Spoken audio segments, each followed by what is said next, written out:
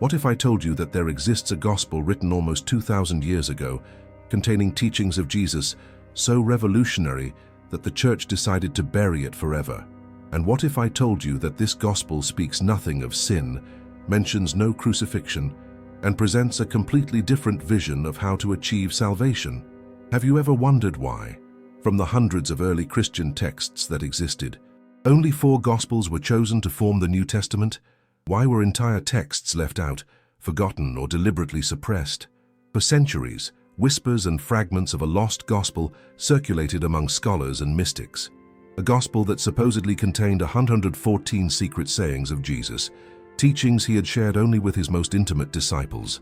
A gospel that challenged everything the institutional church taught about faith, salvation, and the very nature of the divine.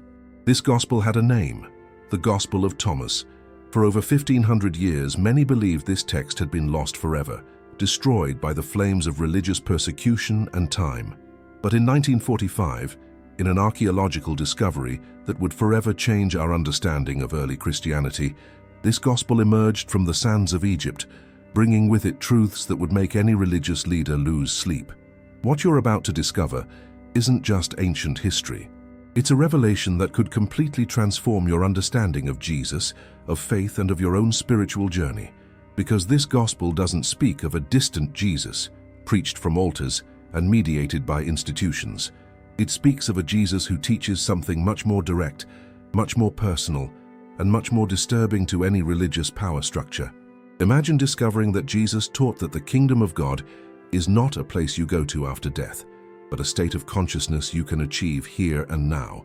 Imagine discovering that he said, we don't need intermediaries to connect with the divine, that salvation doesn't come from rituals or accepting dogmas, but from profound self-knowledge.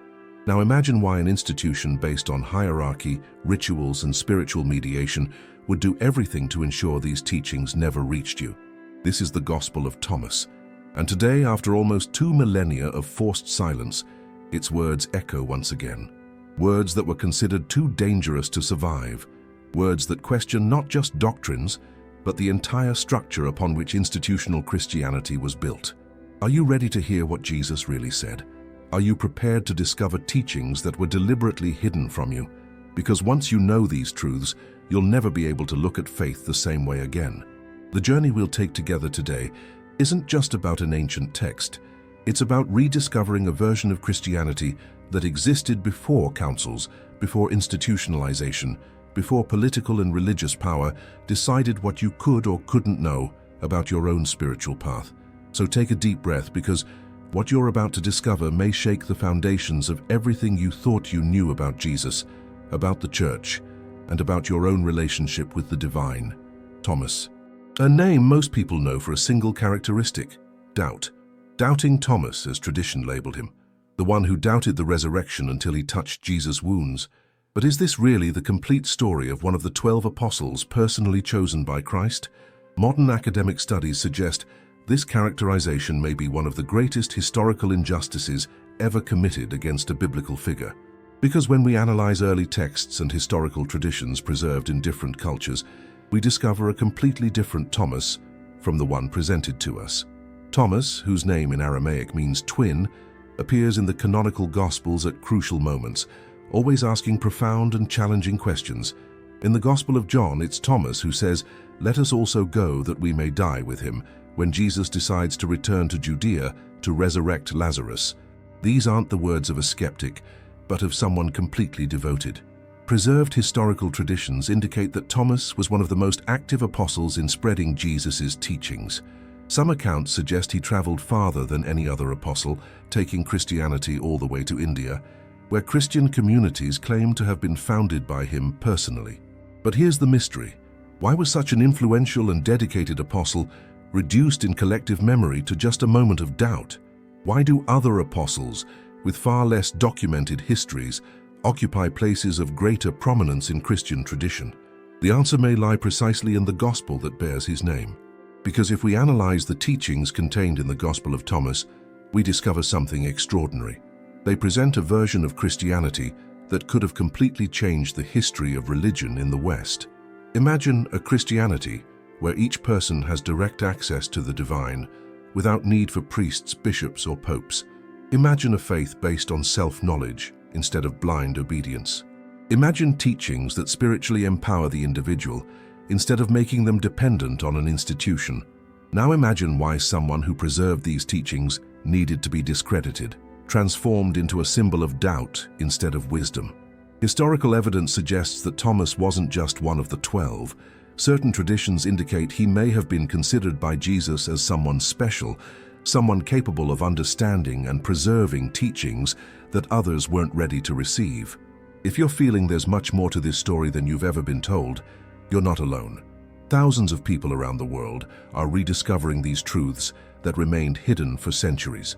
Subscribe to the channel now, because together we'll continue unraveling the mysteries that were deliberately hidden from us. Each video is another piece of this millennial puzzle, and you can't miss any revelation. This is just the beginning of the journey to rediscover the true Thomas. A man who, far from being a skeptic, may have been the guardian of Jesus' most profound and transformative teachings that were so powerful, so revolutionary, that they needed to be silenced so that a religious power structure could flourish. But history's silences have a peculiar way of being broken, and in 1945, in the sands of Egypt, the silence of almost 2 millennia about Thomas's true teachings finally came to an end. December 1945. An Egyptian peasant named Muhammad Ali Saman was digging near the town of Nag Hammadi, looking for natural fertilizer for his crops. What he found would forever change our understanding of early Christianity. Buried in the sand, Muhammad discovered a large red pottery jar, sealed and preserved by the arid conditions of the desert. Initially hesitant to open it, fearing it might contain some evil spirit, he finally broke the vessel and found inside something extraordinary: 13 papyrus codices containing 52 different texts, all written in Coptic, the language of early Christian Egypt. This discovery, which would become known as the Nag Hammadi Library, represents one of the most important archaeological discoveries related to Christianity.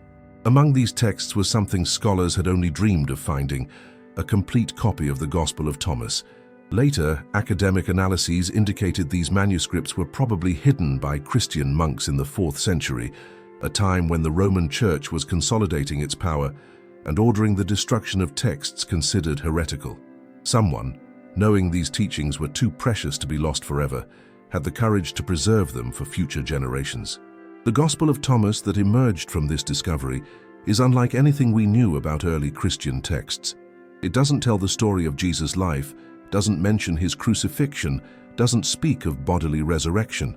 Instead, it presents 114 logia, sayings or teachings, that Jesus supposedly shared with his disciples. The text begins with a striking declaration: "These are the secret words that the living Jesus spoke, and Didymus Judas Thomas recorded." Note the language and secret words and living Jesus. We're not talking about public teachings given to crowds, but intimate instructions shared with those considered ready to understand deeper truths. Dating studies suggest parts of this gospel may be as ancient as the canonical gospels, perhaps even earlier. Some experts theorize that certain sections may date back to Jesus' own oral teachings, faithfully preserved by communities that valued their exact transmission. But why were these teachings considered so dangerous they needed to be hidden? Why, while other gospels were accepted and canonized, was this one rejected and persecuted? The answer lies in the revolutionary content of these sayings. The Gospel of Thomas presents teachings that challenge fundamental concepts about salvation, about God's nature, about the Church's role, and about the very purpose of human existence. For example, Logia 3 contains words attributed to Jesus that would sound like heresy to many religious leaders. If those who lead you say to you, "Look, the kingdom is in the sky," then the birds of the sky will go before you. If they say it's in the sea, then the fish will go before you. But the kingdom is within you and it is outside you. Imagine the impact of this statement. Jesus saying that God's kingdom isn't a distant place we go to after death, but a present reality, accessible here and now, within each person. Imagine the implications for a religious institution based on the promise that only it can mediate access to this kingdom. Logia 1:13 is even more direct.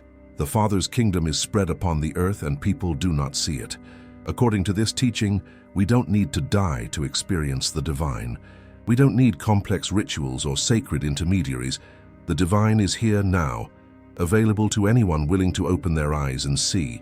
These aren't just abstract philosophical teachings. They're practical instructions for a completely different way of living spirituality. A spirituality that empowers the individual, that makes each person responsible for their own spiritual journey, that removes dependence on external power structures. Now you understand why this gospel needed to be hidden, why it was considered so threatening that possessing it could result in persecution or death. Because it doesn't just question specific doctrines, it questions the very need for an institutionalized religious hierarchy. But truth has a persistent way of emerging from darkness. And after 1600 years buried in sand, the Gospel of Thomas returned to light, bringing with it questions that can no longer be ignored. Whoever drinks from my mouth will become like me. I myself will become him, and the hidden things will be revealed to him. These are words attributed to Jesus in Logia 108 of the Gospel of Thomas. Read it again, and let the impact of these words hit you. Jesus isn't talking about worship, submission, or obedience. He's talking about transformation, about becoming one with the divine, about direct access to the hidden truths of the universe. These are words that speak of spiritual empowerment, not religious dependence. Let's explore some of the most revolutionary teachings contained in this gospel, teachings that were considered too dangerous to survive in the official Christian tradition. Logia 22 presents one of the most intriguing declarations. Jesus saw little children nursing. He said to his disciples, "These little children nursing are like those who enter the kingdom." Then they said to him, "Then shall we enter the kingdom as little children?" Jesus said to them, "When you make the two into one, and when you make the inner like the outer, and the outer like the inner, and the upper like the lower, and when you make male and female into a single one, then you will enter the kingdom." This teaching speaks of a unification of opposites, of an integration of seemingly contradictory aspects of existence. It's not about following external rules or doctrines, but about a profound inner transformation that dissolves the divisions we create in our minds. Logia 70 is even more direct about the power that resides within each person. If you bring forth what is within you, what you have will save you. If you do not have that within you, what you do not have within you will kill you. Here we have Jesus teaching that salvation doesn't come from outside. It doesn't come from rituals, it doesn't come from institutions, it doesn't even come from believing specific doctrines about him. Salvation comes from discovering and manifesting something that already exists within each person, and condemnation comes from failing to discover this inner truth. Logia 77 contains one of the most mystical statements attributed to Jesus. "I am the light that is over all things. I am all. From me all came forth, and to me all attained. Split a piece of wood, and I am there. Lift up the stone, and you will find me there." This isn't the language of institutional religion. This is the language of pure mysticism, speaking of a divine presence that permeates all reality, that can be found anywhere by those who know how to look. But perhaps the most revolutionary teaching is found in Logia 114, the last of the gospel. When Peter suggests that Mary Magdalene should leave the disciples because women are not worthy of life, Jesus responds, "Look, I will guide her to make her male, so that she too may become a living spirit resembling you males. For every woman who makes herself male will enter the kingdom of heaven." This teaching, though it may sound strange to modern ears, is speaking about transcending the limitations of gender and social identity imposed by culture. It's speaking about reaching a state of consciousness that goes beyond the divisions that society creates. What do all these teachings have in common? They speak of inner transformation, of personal empowerment, of direct access to the divine. They present a Jesus who isn't interested in creating a new institutional religion, but in awakening each person to their own divine nature. Compare this with the teachings we usually hear about obedience, submission, mediation through religious authorities, and salvation dependent on accepting specific doctrines. The difference is striking. Pause for a moment and reflect on this. If these were really Jesus' teachings, how would this change your understanding of spirituality? How would this affect your relationship with your own faith? Write in the comments which of these teachings touched you most, or if any of them challenges something you've always believed. Your reflection might help other people who are going through the same journey of questioning and discovery. The impact of these teachings goes far beyond historical curiosity. They present a vision of Christianity that could have resulted in a completely different civilization. A civilization where each person would be encouraged to seek truth for themselves, where spiritual authority would come from within, where the division between sacred and secular would disappear. But this vision was deliberately suppressed, and now we need to understand why. To understand why the Gospel of Thomas was rejected by the early church, we need to return to the 4th century, an era of monumental transformations in Christianity. This was the period when a faith that was born as a decentralized spiritual movement was transforming into a unified political and religious institution. The Council of Nicaea, convened by Emperor Constantine in 325 AD, marks a crucial turning point. Historical studies indicate this council wasn't just about theological questions, but about political unification and social control.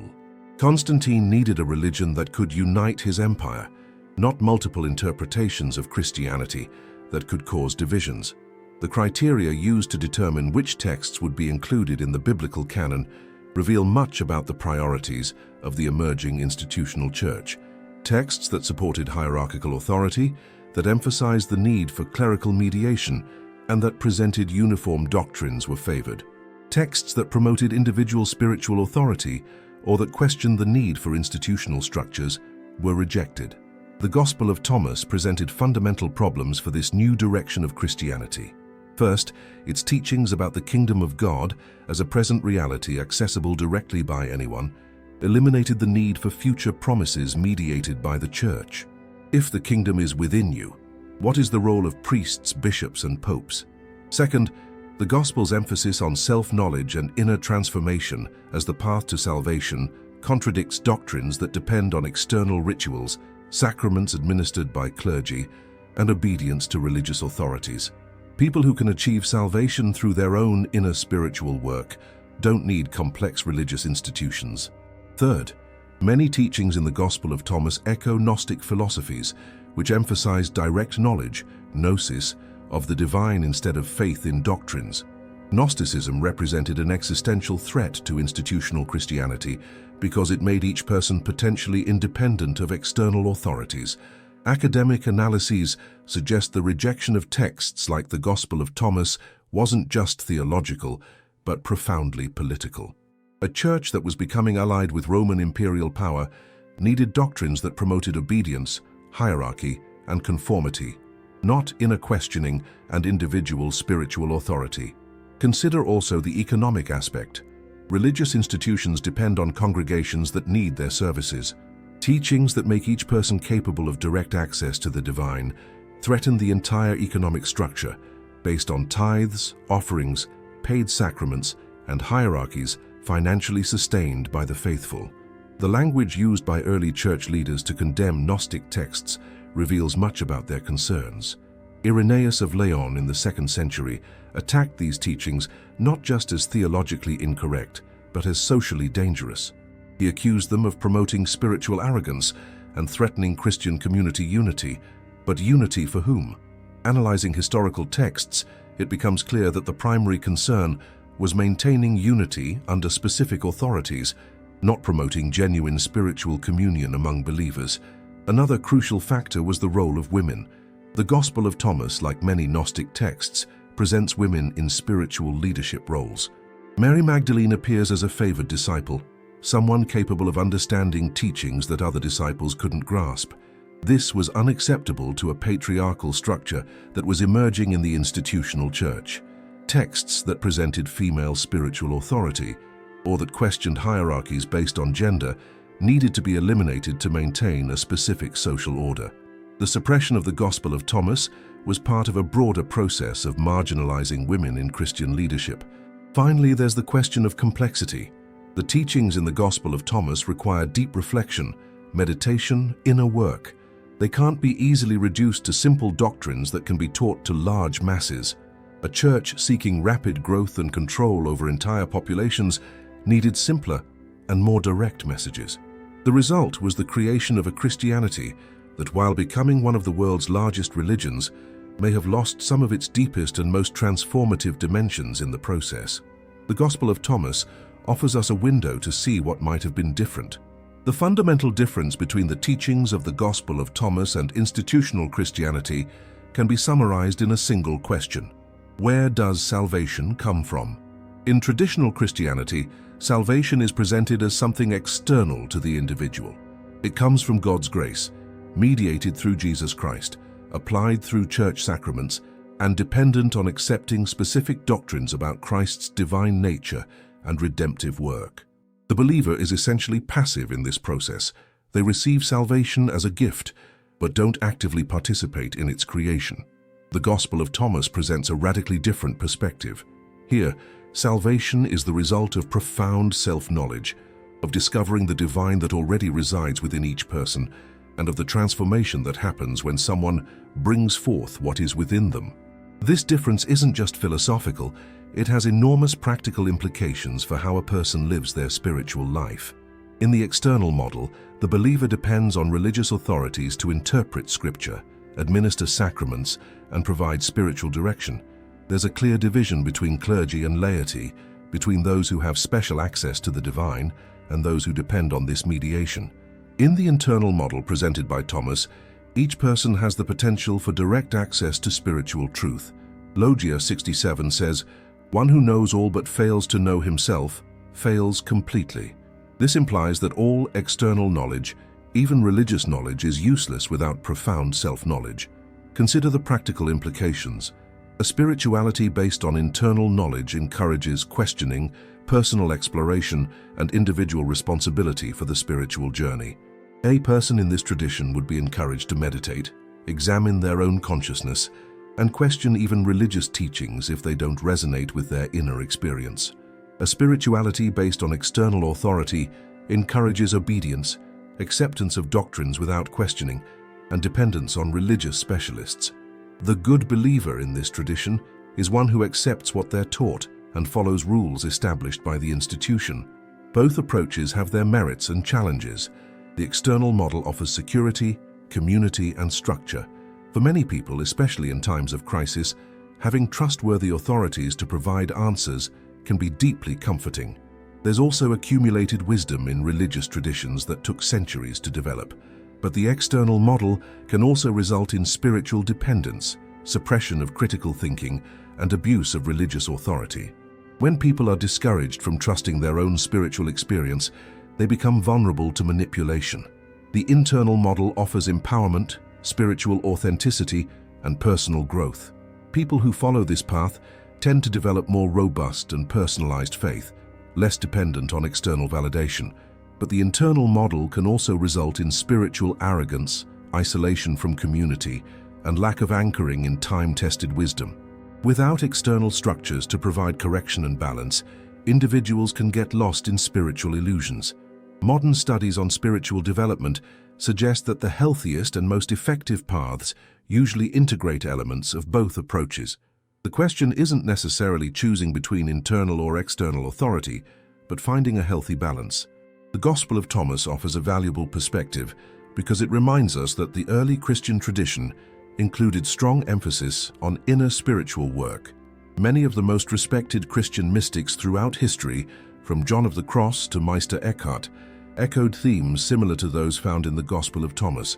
Perhaps this Gospel's most important contribution is challenging us to examine our own assumptions about spiritual authority. Regardless of our specific religious tradition, we can benefit from asking, are we adequately balancing external guidance with internal discernment? Are we developing our own capacity for spiritual perception, or do we depend entirely on others to tell us what to think and believe? These are questions each person must answer for themselves. Ironically, exactly the kind of individual spiritual responsibility that the Gospel of Thomas promotes.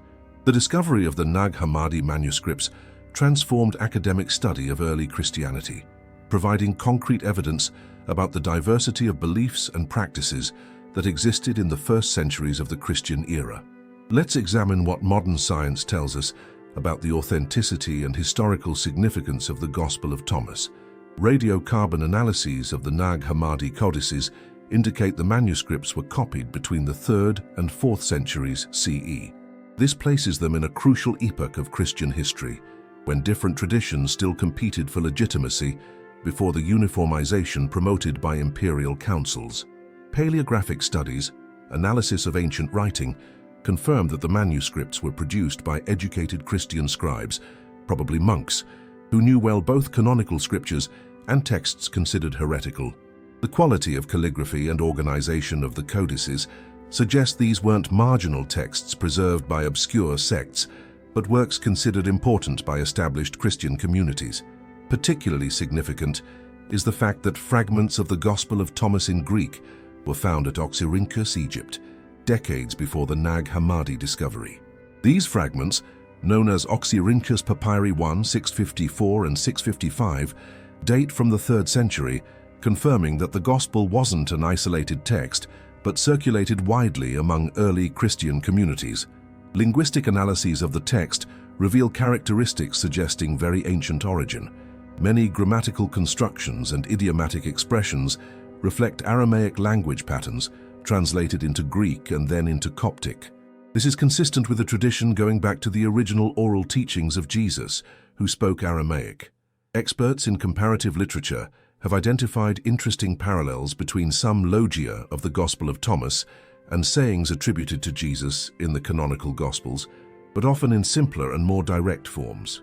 This has led some scholars to theorize that certain sections of the Gospel of Thomas may preserve older versions of teachings that were later elaborated in the Gospels of Matthew, Mark, Luke, and John.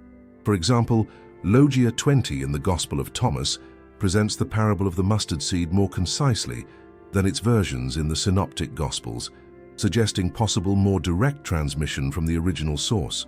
Modern academic studies also reveal fascinating connections between the Gospel of Thomas and other early Christian traditions. Elements found in this Gospel appear in texts of the early Church Fathers, suggesting that its teachings weren't completely unknown but were gradually marginalized. Clement of Alexandria, one of the earliest Christian theologians, mentioned traditions about secret teachings of Jesus transmitted only to selected disciples. Although he doesn't specifically cite the Gospel of Thomas, the language he uses echoes central themes found in this text.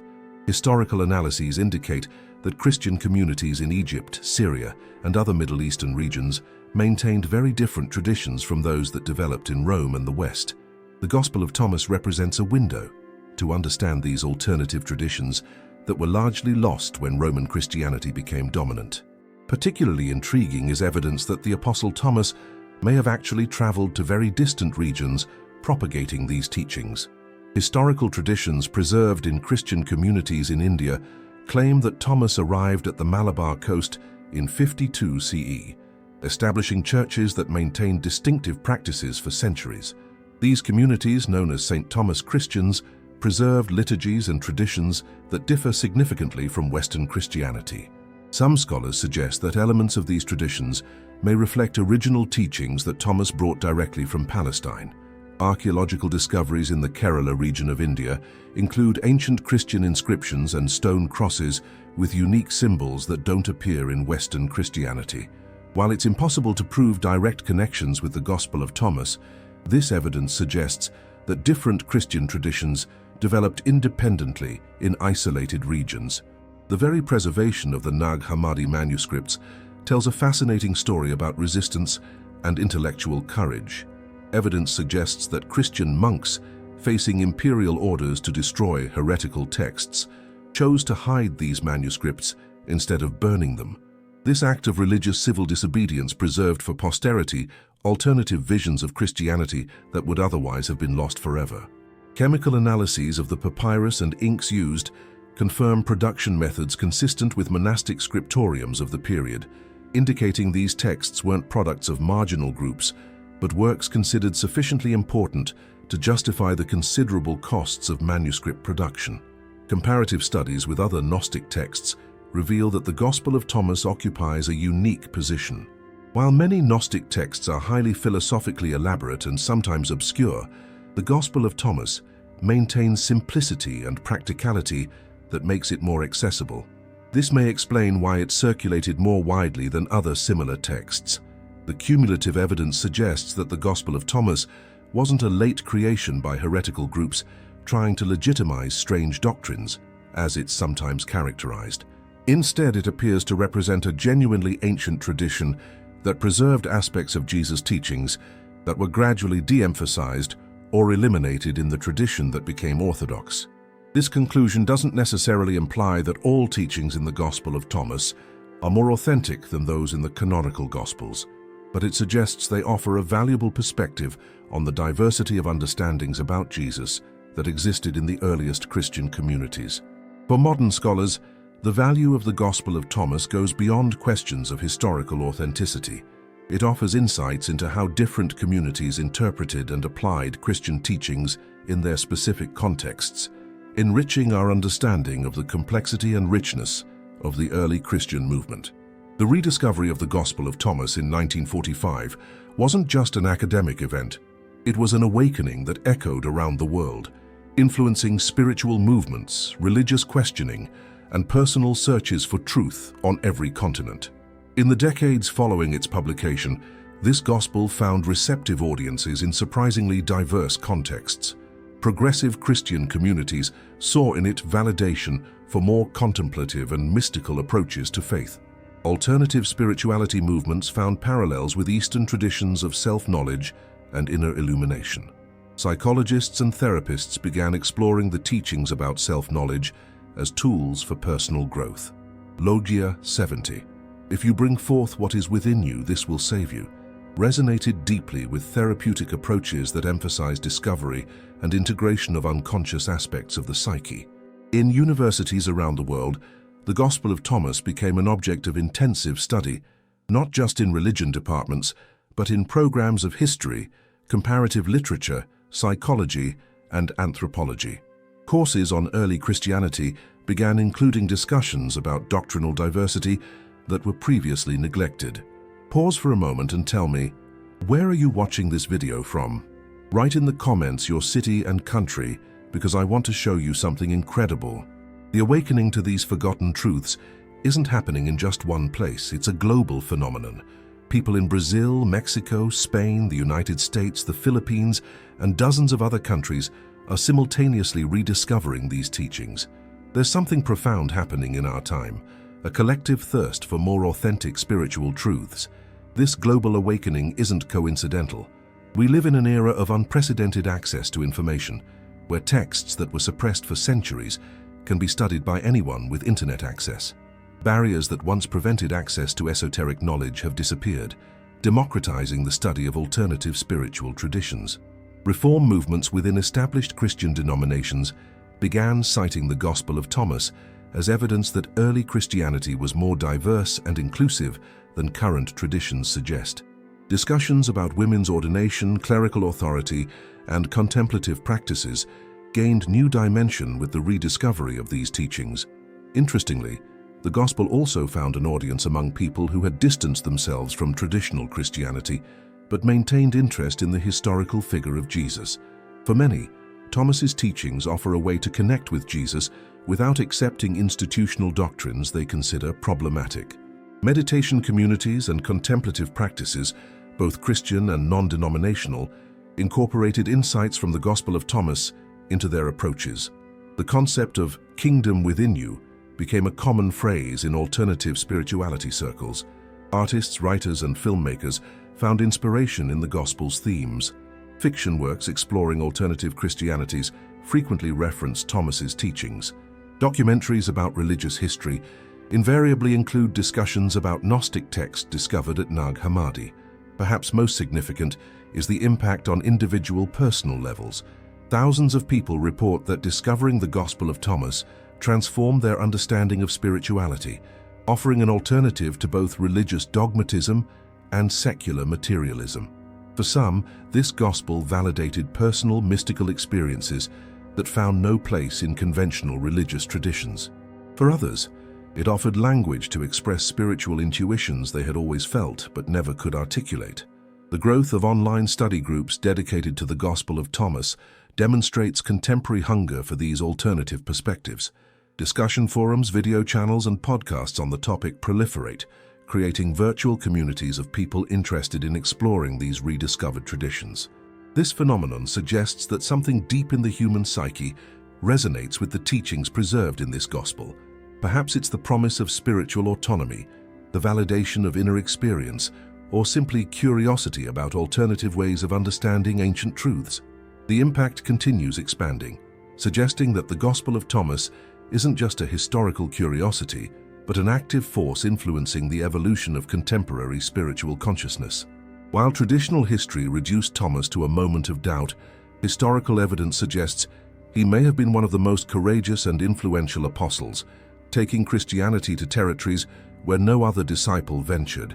Ancient traditions preserved in multiple cultures tell the story of Thomas traveling to the east, far beyond the borders of the Roman Empire, preaching in regions other apostles considered inaccessible or too dangerous. The Acts of Thomas, an apocryphal text that circulated widely in antiquity, describes extraordinary journeys that took this apostle all the way to India. While this text contains legendary elements, modern scholars find in it historical cores that may reflect genuine memories of missionary activity.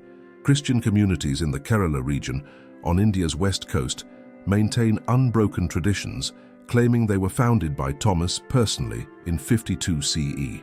These communities, known as St. Thomas Christians or Malabarite Christians, preserved liturgical practices and traditions that differ significantly from both Eastern and Western Christianity. Anthropological analyses of these traditions reveal elements suggesting very ancient influences, possibly dating back to the 1st century. Certain ritual practices, community structures, and even religious vocabulary show characteristics that may reflect primitive forms of Christianity that developed independently of later influences from Byzantium or Rome. Particularly intriguing is the fact that some of these traditions echo central themes of the Gospel of Thomas. Emphasis on inner contemplation, meditative practices, and concepts about divine nature present in each person appear both in oral traditions preserved by St. Thomas Christians and in written teachings in the Gospel attributed to this apostle. Archaeological discoveries in the region include stone crosses with unique symbols, inscriptions in ancient languages, and remains of structures that may date from the 1st centuries of the Christian era. While it's impossible to establish definitive connections with the historical Thomas, this evidence confirms the very ancient presence of Christianity in the region. Historical accounts suggest that Thomas not only established Christian communities in India, but developed innovative missionary approaches that respected local cultures while transmitting Christian teachings. This methodology may have contributed to these communities' survival through centuries of political changes and religious pressures. Traditions preserved in other Asian countries also mention activity by an apostle named Thomas. Ancient Christian communities in China, in what is now Iran and in other Central Asian regions, preserved memories of an early Christian missionary who may have been this same figure. The geographical scope of these traditions suggests Thomas may have developed extensive missionary networks, possibly taking advantage of established trade routes to spread Christian teachings far beyond borders traditionally associated with apostolic activity. If these traditions contain genuine historical elements, then Thomas may have been responsible for establishing Christianity in a larger geographical area than any other individual apostle. This would make the characterization of him as doubting one of the greatest historical injustices ever perpetrated against a biblical figure. Even more significant is the type of Christianity that Thomas apparently established in these distant regions. Analyses of preserved traditions suggest a form of Christianity that emphasized direct spiritual experience, contemplative practices, and integration with local wisdom, characteristics that align remarkably with teachings found in the Gospel of Thomas. This raises fascinating questions. Did Thomas take to these distant regions a version of Christianity that was later suppressed in the West? Did the communities he established preserve aspects of Jesus' original teachings that were lost in other traditions? While we can never answer these questions definitively, the evidence suggests we have drastically underestimated both the courage and historical influence of this extraordinary apostle. Thomas's story as a missionary reminds us that early Christianity was much more geographically and culturally diverse than we often recognize, and that figures who were marginalized in official tradition may have played much more significant roles in spreading the faith than we ever imagined. The rediscovery of the Gospel of Thomas poses profound questions for contemporary Christians. What does authentic faith mean in an era where we have access to traditions that were deliberately suppressed? How do we reconcile denominational loyalties with evidence that early Christianity was much more diverse than we were taught? These aren't merely academic questions. For millions of people around the world, discovering the Gospel of Thomas represents a moment of spiritual crisis and opportunity. Crisis because it challenges fundamental assumptions about religious authority and tradition. Opportunity because it offers alternative paths for understanding and living Christian faith. For Christians who always felt discomfort with aspects of institutional Christianity, whether the emphasis on blind obedience, the marginalization of personal spiritual experience, or insistence on doctrines that seem to contradict both reason and compassion, the Gospel of Thomas offers validation. It suggests their unease may not be signs of weak faith, but echoes of authentic Christian traditions that were suppressed. The teaching that the kingdom is within you resonates especially with people seeking more contemplative spirituality and less dependence on institutional mediation. In an era of religious scandals and abuse of clerical authority, the idea of direct access to the divine offers both comfort and empowerment. For pastors and religious leaders, the Gospel of Thomas presents complex challenges. How to integrate these rediscovered teachings without undermining traditions that have sustained communities for centuries. How to distinguish between healthy questioning and destructive skepticism. How to maintain pastoral authority while recognizing the spiritual autonomy of the faithful. Some progressive Christian denominations have begun incorporating insights from the Gospel of Thomas into their liturgies and teachings. Sermons about spiritual self-knowledge, contemplative practices, and inner divine presence have become more common. Bible study groups have expanded their curricula to include apocryphal texts as tools for understanding early Christian diversity. Other traditions maintain more conservative positions, arguing that biblical canonization was guided by divine inspiration and that rejected texts were appropriately excluded. For them, contemporary interest in apocryphal gospels represents a distraction from established and time-tested truths. This tension between tradition and discovery reflects broader dilemmas about how religious communities adapt to new information without losing essential identity. Is it possible to honor inherited traditions while remaining open to insights that may expand or challenge our understanding? For individuals navigating these questions, the Gospel of Thomas offers both resources and challenges. Its teachings about self-knowledge can inspire deeper and more authentic spiritual practices, but they also require taking greater personal responsibility for the spiritual journey without the security of external authorities providing definitive answers. The logia that says, "If you bring forth what is within you, this will save you," implies that each person must do the inner work of discovering spiritual truths for themselves. This can be simultaneously liberating and frightening for people accustomed to receiving spiritual direction from external sources. Practical questions emerge. How to distinguish between genuine spiritual intuition and psychological projection. How to avoid relativism that makes any belief equally valid. How to maintain connection with community while developing spiritual autonomy. These questions don't have simple answers, but the process of confronting them can be transformative. Many people report that studying the Gospel of Thomas forced them to examine more deeply their own spiritual motivations and assumptions about faith. For some, this resulted in distancing themselves from organized religious traditions in favor of more individualized spirituality. For others, it led to deeper and more conscientious engagement with their traditions, but with greater discrimination about which aspects to embrace fully. Perhaps the Gospel of Thomas's most valuable contribution to modern faith is its invitation to spiritual honesty. Its teachings suggest that spiritual authenticity requires courage to question, explore, and take responsibility for one's own spiritual journey. This doesn't necessarily mean rejecting religious traditions, but engaging with them in a more mature and discriminating way. It means distinguishing between aspects of tradition that promote genuine spiritual growth and aspects that may serve institutional interests more than the spiritual welfare of the faithful. Ultimately, the Gospel of Thomas challenges us to consider whether our faith is based on inner conviction or merely external conformity. It invites us to discover for ourselves what it means to live a spiritually authentic life. This may be the most important question any person of faith can face. Are we living our own spiritual journey, or merely following scripts written by others? The story of the Gospel of Thomas is fundamentally a story about courage. Courage to preserve truths considered dangerous, courage to resist forced uniformization, courage to believe that future generations deserved access to traditions being suppressed. Imagine the situation faced by Christian monks in the 4th century, when imperial orders arrived at monasteries demanding the surrender and destruction of texts considered heretical. These weren't rebellious men or revolutionaries. They were devotees who had dedicated their lives to studying and preserving sacred texts. For them, destroying manuscripts was like burning libraries, eliminating part of humanity's spiritual heritage. The decision to hide the Nag Hammadi manuscripts instead of burning them was an act of religious civil disobedience that saved for posterity alternative visions of Christianity that would otherwise have been lost forever.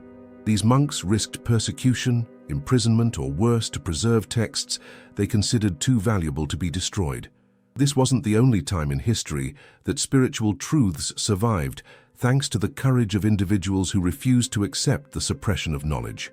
During the Inquisition, groups like the Cathars in southern France preserved Gnostic traditions and alternative texts, even knowing that discovery could result in death at the stake. The Templars, though primarily a military order, were also accused of preserving esoteric teachings and heretical texts. While many accusations against them may have been fabricated for political motivations, evidence suggests some members of the order really did maintain interest in alternative Christian traditions. Jewish communities for centuries preserved Kabbalistic texts that contained elements echoing Gnostic themes. Islamic Sufi texts also preserved mystical traditions that showed parallels with teachings found in the Gospel of Thomas. These parallel traditions suggest that certain spiritual truths have a universal quality that transcends specific religious boundaries. More recently, indigenous communities around the world preserved oral traditions about spirituality that show surprising similarities with Gnostic teachings about inner knowledge and direct connection with the divine. This suggests that the suppression of such traditions in Christianity may have eliminated aspects of universal human spirituality. Resistance to forced uniformization took many forms throughout history. Sometimes it was open and dramatic, like heretical movements that directly challenged ecclesiastical authority. More often it was subtle and subversive, texts copied in secret, teachings transmitted orally, symbols and codes incorporated into art and literature. Medieval Christian mystics like Meister Eckhart and John of the Cross managed to express ideas echoing Gnostic themes using language sufficiently orthodox to avoid persecution. Their writings preserved insights about direct spiritual experience and union with the divine that resonate strongly with Gospel of Thomas teachings. Renaissance artists incorporated esoteric symbols and heretical themes into religious paintings, hiding alternative messages in works commissioned by the Church itself. Leonardo da Vinci, for example, included elements in his paintings that suggest knowledge of suppressed traditions. The invention of the printing press democratized access to texts, making it harder to completely suppress alternative knowledge. While texts like the Gospel of Thomas weren't available until their archaeological rediscovery, other esoteric traditions circulated more widely, keeping alive awareness that alternative perspectives on Christian spirituality existed. The Enlightenment created intellectual space for questioning established religious authorities, allowing scholars to begin critically examining the history of early Christianity.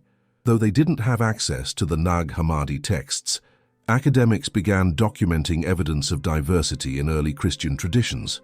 The 20th century brought an explosion of archaeological discoveries that confirmed academic suspicions about early Christian diversity.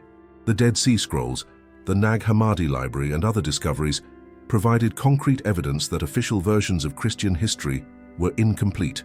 Today, the internet has democratized access to information about alternative spiritual traditions in ways that would have been unthinkable for previous generations. Texts that were suppressed for centuries can be studied by anyone with an internet connection. This democratization of knowledge makes it much harder to suppress alternative perspectives. The history of resistance and preservation reminds us that authentic spiritual truths have a persistent quality. They can be temporarily suppressed, but tend to resurface when conditions are appropriate. The rediscovery of the Gospel of Thomas is just the most recent example of this pattern. This history also challenges us to consider what truths in our own time may be being suppressed or neglected, what alternative perspectives may be available if we have the courage to look for them. We're reaching the end of this extraordinary journey through the mysteries of the Gospel of Thomas, but in reality, this is just the beginning. What you've discovered today isn't merely historical information about an ancient text. It's an invitation to re-examine your entire relationship with spirituality, with truth, and with your own inner journey. Think about what we've traveled together. We began with the story of an apostle who was unjustly characterized as doubtful, discovered a gospel containing revolutionary teachings about self-knowledge and direct access to the divine, explored the political and institutional reasons why these teachings were suppressed, and saw how their rediscovery is impacting people around the world. But more than that, you've been confronted with a fundamental question. Is your spirituality authentically yours, or is it based on what others told you to believe? The Gospel of Thomas challenges us to take responsibility for our own spiritual journey. When Jesus says, according to this Gospel, if you bring forth what is within you, this will save you, he's not talking about intellectual knowledge or doctrinal conformity. He's talking about courage to look honestly within yourself, courage to question inherited traditions, courage to trust your own spiritual experience. This isn't a message of rebellion against all spiritual authority, but an invitation to distinguish between authority that promotes genuine growth and authority that demands blind conformity. It's a call to become an active seeker of truth instead of a passive recipient of dogma. Many people who discover the Gospel of Thomas experience what can only be described as an awakening, not necessarily an awakening that takes them away from their religious traditions, but an awakening that makes them more conscious and discriminating participants in their spiritual life. Some discover that questions that always bothered them about religious doctrines weren't signs of weak faith, but echoes of older and possibly more authentic Christian traditions. Others find language for spiritual experiences they always had, but never could articulate.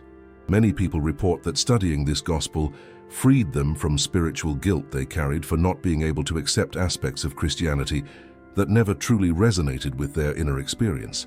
They discovered there were Christian traditions that honored questioning, personal experience, and spiritual autonomy.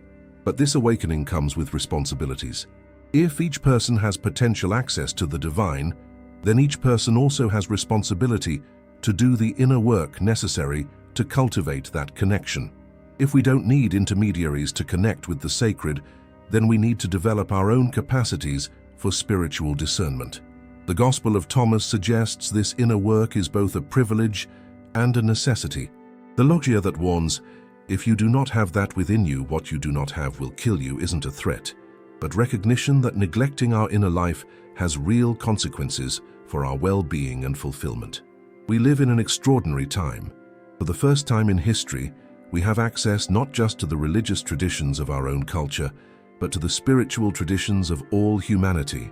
Texts that were suppressed for centuries are available to anyone willing to look for them. Perspectives that were marginalized can be explored freely.